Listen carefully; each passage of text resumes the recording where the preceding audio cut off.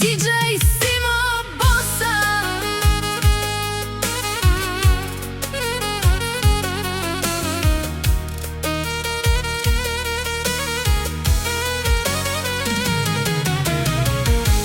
Този специален поздрав е за всички мои слушатели, фенове и последователи по целия свят. Благодаря на всеки, който слуша моята музика. Подкрепяме и върви заедно с мен по този път. Аз съм диджей Симо Боса. Правя музика със сърце, от чалга и кючек до рап метал, поп и модерно звучене. Не се ограничавам в един стил, защото музиката няма граници. Най-важното за мен е всяка песен да носи емоция, характер и собствен почерк. За всяка мелодия стоят много часове работа, идеи и желание да създам нещо различно. Всяка песен е част от мен и е направена с уважение към хората, които я слушат. И имам една молба към всички мои колеги, които използват за създаване на музика.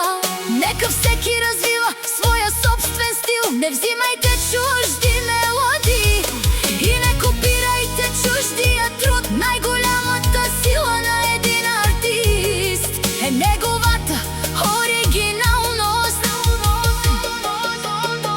Истинското име се изгражда със собствено творчество, а не с копиране.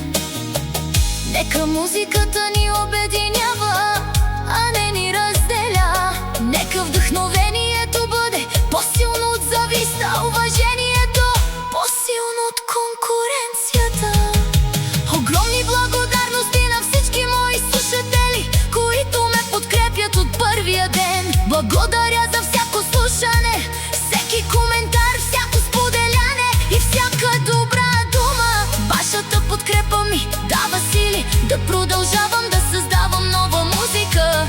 И един специален поздрав към онези, които ме следят, критикуват или копират. Вместо да вървите по чужд път, създайте свой собствен. Най-хубавото чувство е човек да бъде разпознаван със собственото си име и собственото си звучене.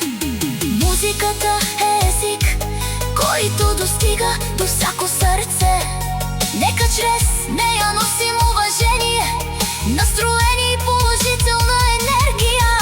Останете верни на себе си, следвайте мечтите си и никога не се отказвайте от това, което обичате. Благодаря още веднъж на всички мои фенове, приятели и последователи. Вие сте причината тази музика да продължава да живее. Диджей Симо